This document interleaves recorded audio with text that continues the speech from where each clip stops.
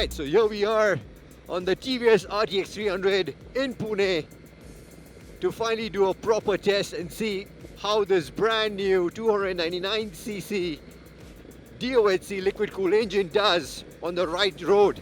And hopefully we can answer all the questions that we could not when we were riding this on the first ride in Shimla on those narrow bylanes. So here we go.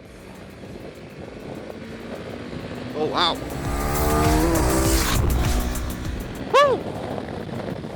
Okay. Dude, this changes everything. The bike feels so much better now. So let's go step by step. Let's first start with the vibrations. So right now, around 6,000 RPM, yeah, you can feel a resonance. You go up, and yeah, around 8,000 RPM, you feel the resonance come back. So the vibrations are still very much there, and you can feel them.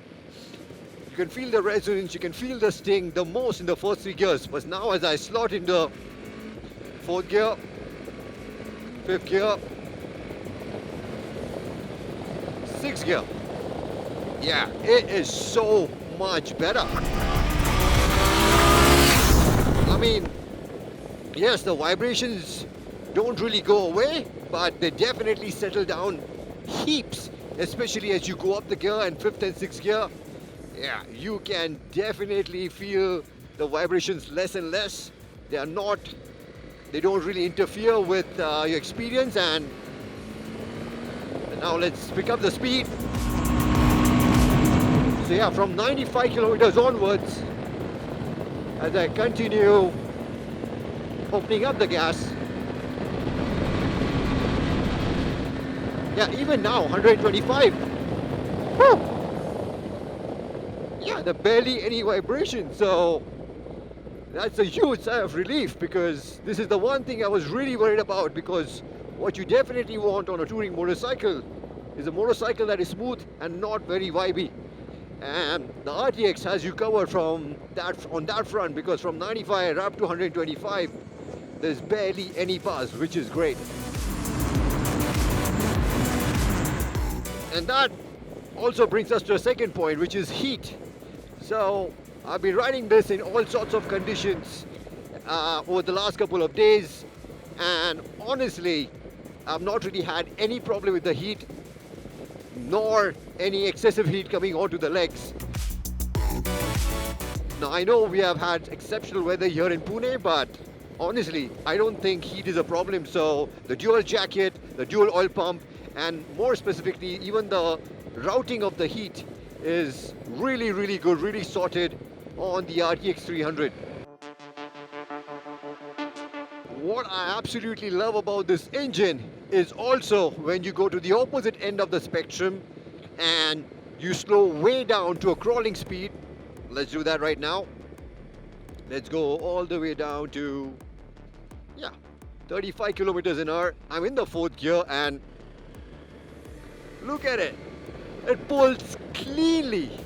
So yeah, the tractability on this is again very impressive, thanks to, of course, TVS's glide through technology, as well as the heavier crank on this engine, which helps it chug along.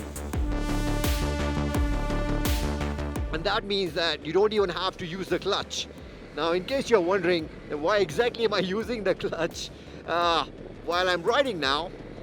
That's because I wanted to get around the problem, the other big problem which we faced on the RTX. That was quick overtakes. They were a big issue when they had no business to be.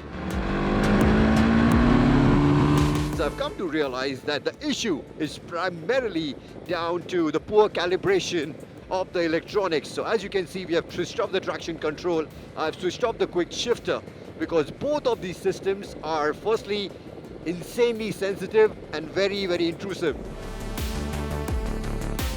With the traction control, when you hit the smallest of bumps, it basically cuts power, which is why you lose all the drive, especially when you're trying to do a quick overtake. And the second thing is also the quick shifter. Same problem. It is very sensitive to the slightest of touch, and as soon as it feels the smallest, teeniest of touch on the lever, it basically cuts off the ignition abruptly, and the ignition timing, the cutoff time, is also a little too long.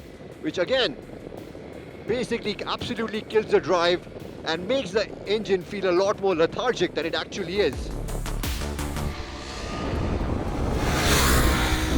With all the electronics switched off, when I get on the gas, yeah, the acceleration is so much better. I mean, again, let me clarify. The mid-range on this is most definitely not its strongest point. It's still quite weak. You will have to rev it. So now this is a perfect example. So now I want to overtake this car. I'm at 6,000 RPM. I make sure the road is clear, and there you go. Boom. It's very easy. As long as you keep it over 6,000 RPM, you're sorted. The way I see it, other than the electronics, there are only two big problems with this motorcycle, especially when it comes to cruising at higher speeds. The first one is the ABS setting, and the second one is the windscreen. Now with the ABS setting, it's similar to the other electronics. It's again insanely intrusive. So if you look at the braking system on this, it's actually really good. You have a 320mm disc at the front, you have a radial caliper, you have really sticky Eurogrip tires to put all that stopping power down. In normal riding situations, when you get on the brakes, yeah, it feels great. But during emergency situations, yeah, when you have to brake really hard if someone suddenly comes in front of you, that's when the ABS simply takes over. It's overly sensitive, overly intrusive, and then you just have to pray to whatever God that you pray to, because then there's absolutely nothing you can do, because the braking distance only increases rather than decreasing during emergency situations. And the second, and what I feel is the Achilles heel of this motorcycle, is undoubtedly the windscreen. Because, yeah, already at around 90 kilometers an hour, I can feel an insane amount of buffeting for my 511 frame. And that really, really gets annoying. I mean, of course, the beak on my helmet is probably only making it worse. And maybe if you are much taller than 5'11" or much shorter than 5'11", you might be able to bypass this issue. But at least if you are 5'11" or in that range, yeah, the buffeting on this is definitely a big problem. That's a real shame, because on every other front, I think the TVS RTX 300 has absolutely blown me away.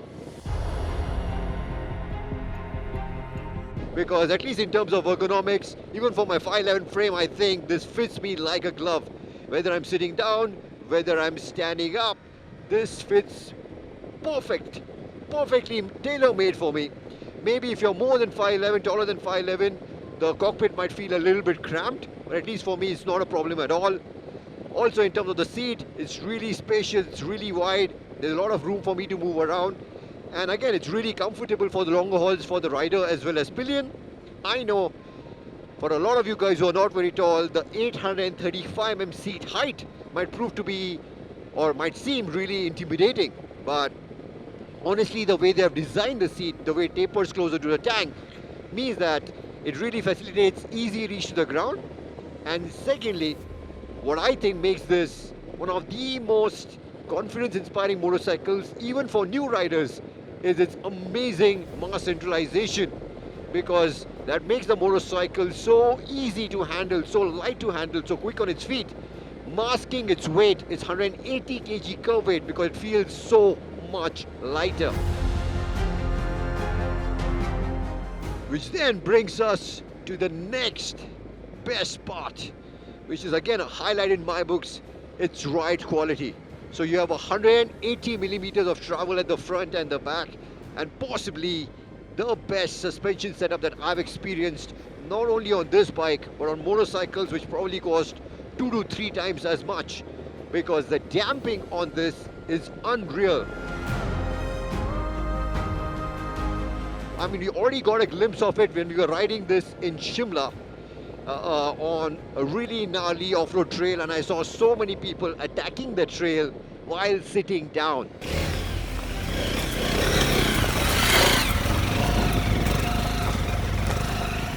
I would say the suspension is just as good, if not better, than the Showa suspension or even the Himalayan, which also has a lot more travel.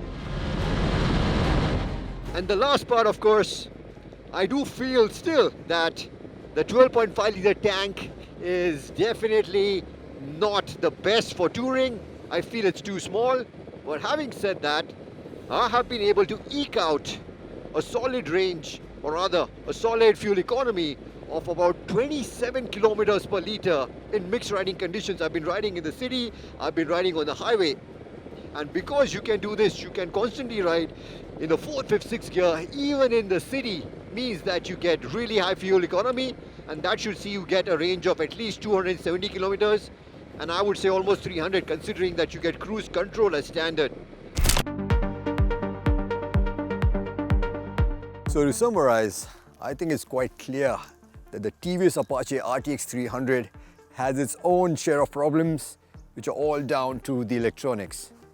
But having said that, if you think about it, once we switched everything off, it also went on to show just how solid, how sorted the base motorcycle is. I mean, look at it. It's an absolute head turner. We've had so many people stopping and looking and asking questions about it just for the way it looks. Looks like a proper big bike. And then it has all the right ingredients. You have perhaps one of the best suspension setups that we have experienced. You have a motorcycle which also is really comfortable and spacious for taller riders. You have a really good seat, and even the tank, even though it's smaller, with the engine and the tractability proved to give you enough and more range. You have an engine, as I mentioned, as long as you're riding it in the right RPM range, has enough poke for those longer hauls. And also at higher speeds is reasonably refined. And then when you add stuff like cruise control, especially for the base standard variant of this motorcycle, which will put you back by all of just 2 lakh rupees ex-showroom, that's just ludicrous value, to say the least. Because that means you have enough and more money to ditch that windscreen, get a proper adjustable aftermarket windscreen, and own a motorcycle which will possibly put a lot of more expensive motorcycles to shame as an overall touring package.